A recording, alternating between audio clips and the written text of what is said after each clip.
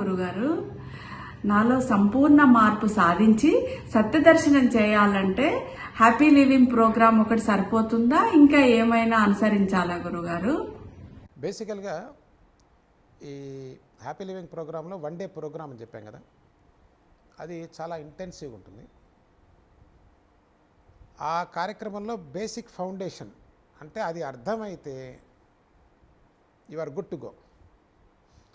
అయితే అది అంత తేలిక కాదు కదా, అంటే క్వశ్చన్స్ ఉంటాయి అంత, అంటే నీ ఎనర్జీ లెవెల్స్ని ఫుల్ రెవప్ అయిందనుకో, నీ ఇంటెలిజెన్స్ యాక్చువల్గా ఎనర్జీ.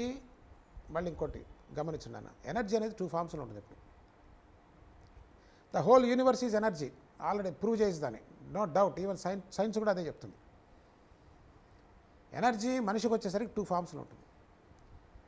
ఒకటి ఇంటెలిజెన్స్, 2 ఎమోషనల్. ఒకటి ఇంటెలిజెన్స్, 2 ఎమోషనల్. మూడోది ఏముంది? ఏం లేదు. ఓకే, సో ఇంటెలిజెన్స్ ఎప్పుడైతే రెవప్ అయిందో, ఎందుకు చెప్తున్నాను 2 అంటే, ఎమోషనల్ చోట ఇంటెలిజెన్స్ ఉండదు. ఉంటుందా? నేను చాలా ఎమోషనల్గా ఉన్నా, అప్పుడు నేను ఇంటెలిజెంట్గా ఆలోచించలేను. అలాగే నేను ప్యూర్ ఇంటెలిజెన్స్తో ఉన్నా, ఎలా షార్ప్ నైఫ్ లాగా ఉంది, అక్కడ ఎమోషన్ ఉండదు. అర్థం ఉంది కదా. ఇంకా ఒక మాట ముందు చెప్పాలంటే, ఈ ఎమోషన్ని రివప్ చేసిన వాళ్ళేమో భక్తి మార్గంలో వెళ్తారు, ఈ ఇంటెలిజెన్స్ రివప్ చేసిన వాళ్ళేమో జ్ఞాన మార్గంలో వెళ్తారు. అంటే భక్తి మార్గం తేలిక అవన్నీ తర్వాత వస్తాయి. There are thousands of questions like this. Okay, so ఒక సెషన్ సరిపోతుందా అంటే, ఆలోచించినాను, నీ కళ్ళతో నువ్వు ఒక్కసారి సత్యాన్ని దర్శించితే ఇంకేం కావాలి? All the suffering is because of your illusion. You are not seeing that fact, right? We don't know right now, will see in the programme. Okay, when you see the fact, is anything is needed? But question is, can I see the fact అనేది question. It's a question నాకు కాదు, మీకేసుకోవాలి. Can I see it? Yes, it's enough.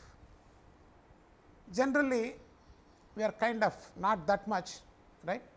కాకపోతే అప్పుడు ఏం చేస్తామంటే, ఆ first session చాలా ఫౌండేషన్ వేసేస్తుంది, చాలా లేపేస్తుంది, ఒరిజినాలిటీకి చాలా దగ్గర తీసుకెళ్తుంది.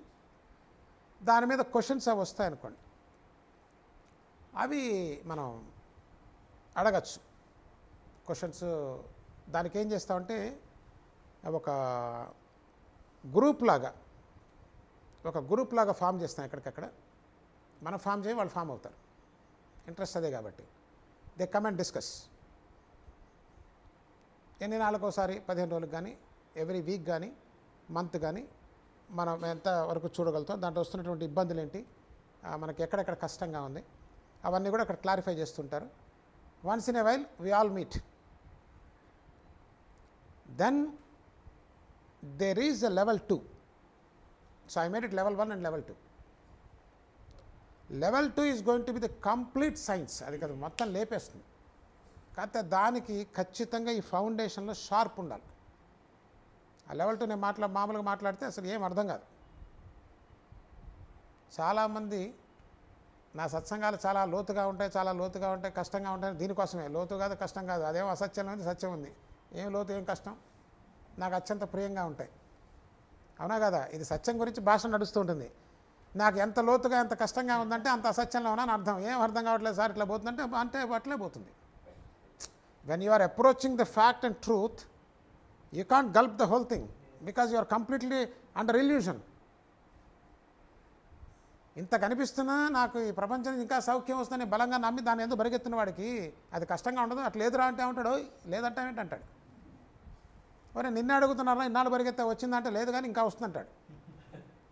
అండర్స్టాండ్? సో అందుకని ఏం చేశానంటే, level 1, level 2 అని పెడదాం. ఒక్కసారి మొత్తం ఇస్తే ముడియాదు, కష్టమైపోతుంది. level 1లో చాలా ఎంత డైల్యూట్ చేసి, ఎంత తేలికగా మనం ఆ ట్రూత్ని మీకు చూపించడం. అది ఇట్స్ నాట్ మీరు లిజనింగ్, చూడటం. మనం చూసిన తర్వాత ఎంతసేపు పడుతుంది మనం అర్థం అవ్వడానికి? ఇప్పుడు కర్చీఫ్ అని చూశాను, ఎంతసేపు అయింది అర్థం అవ్వడానికి? ఇది నా అనుభవంలో ఒకటి అర్థమైంది. కానీ ఆ సత్యం అనుభవం లేదు కాబట్టి maybe it may take a second or two. దానికి ప్రిపరేషనే నిజం చెప్పంట, preparation takes 90%, you seeing takes only 10%. నేను చాలా ఉదారంగా ఇచ్చా. 99% preparation, 1% is getting it. Understand? So కాబట్టి ఆ విధంగా మనకి 2 సెషన్స్లో జరుగుతుంది. రెండో session we will allow very very very very few people.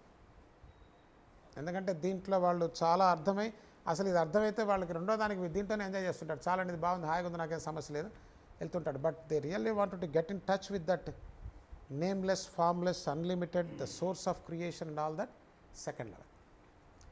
So ఆ విధంగా జరుగుతుంది. నా మీద కేవలం ఆధారపడటం కాకుండా I want to become everyone is the self sufficient.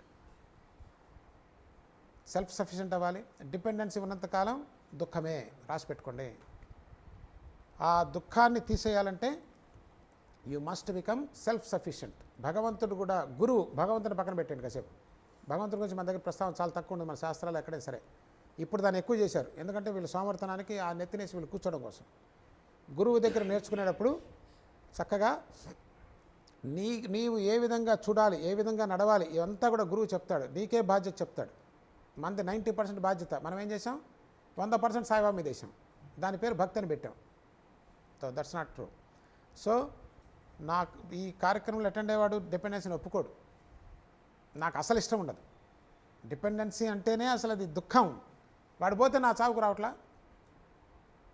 ఇప్పుడు మనం బాబా బాబా అంటున్నాం. If you are really happy, if you are full, that is what Saibaba wants.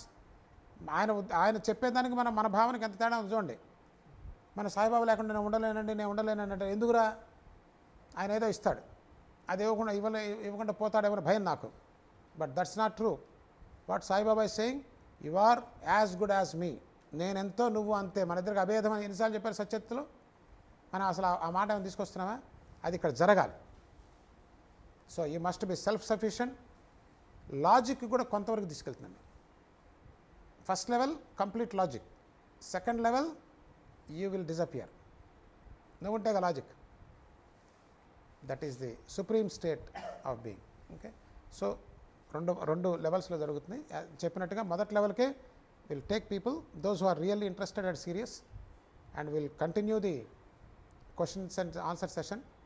కలుస్తూ ఉంటాం, మీరందరూ కలుస్తూ ఉంటారు. సో ఒకసారి అట్లా మళ్ళీ దాని గురించి ఎన్నిసార్లైనా మనకు అర్థమయ్యే వరకు అది మనం చూడవలసిందే, వదిలిపెట్టాలని వీళ్ళ సత్యం కాబట్టి. సో ఆ విధంగా it's a journey continues with Joy and happiness, not the end of the journey. You have to understand this. మనందరం సహజంగా ఏం చేస్తామంటేనండి, ముందు నమ్ముతాం, చివరికి పశ్చాత్తాపడతాం. ఏది 10-15 ఏళ్ళు సాధన చేసినా అయ్యో రాలేదండి, దీనివల్ల వేస్ట్ అండి, ఇది పిచ్చి పని. దానికి రివర్స్లో ఉంటుంది. ఇక్కడ ప్రతిదీ క్వశ్చన్ చేస్తాం.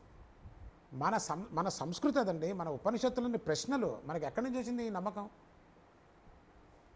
ఈ నమ్మకం అనేది వేరే దేశాల నుంచి, వేరే సంస్కృతుల నుంచి వచ్చింది. మనకు నమ్మకం లేదు. మనది క్వశ్చన్ చేసి ఆన్సర్ని డైరెక్ట్గా తీసుకోవటం. అప్పుడు నువ్వు రిపెంట్ అవ్వాల్సిన అవసరం ఉండదుగా. బాబా కూడా ఏం చెప్పారు, పరిప్రశ్న చేయమన్నారా, గుడ్డిగా ఫాలో అవ్వమన్నారా? ఈ ఫాలోయింగ్ బ్యాచ్ మంది కాదు. మనం సోమరితనంతో సౌఖ్యంగా ఉంటుందని, అంతా బాబా చేస్తారని, ఊరికి ఒక మాట అంటే సరిపోతుందని, అంతా బాబా చూసుకుంటారు అంటున్నారు. ఎందుకు చూడాలి సాయిబాబా? దానికి సమాధానం లేదు. ఎందుకు చూడాలి? పైగా ఆయన చెప్పారని కూడా వీళ్ళు ప్రచారం కూడా చేస్తున్నారు. ఏం చేయక్కర్లేదు, బాబా చూసుకుంటారు అని చిన్నగా చెప్తాడు. నమ్మితే అంటాడు, ఆయన నమ్మడు. ఎక్కడ చావాలి? సో అవి కాకుండా ఇక్కడ ఏంటంటే ప్రత్యక్షంగా మనం దర్శనం చేస్తూ వెళ్తాం కాబట్టి అక్కడ నమ్మకంతో సంబంధం లేదు. ఏనా? అట్లా ఉంటుంది.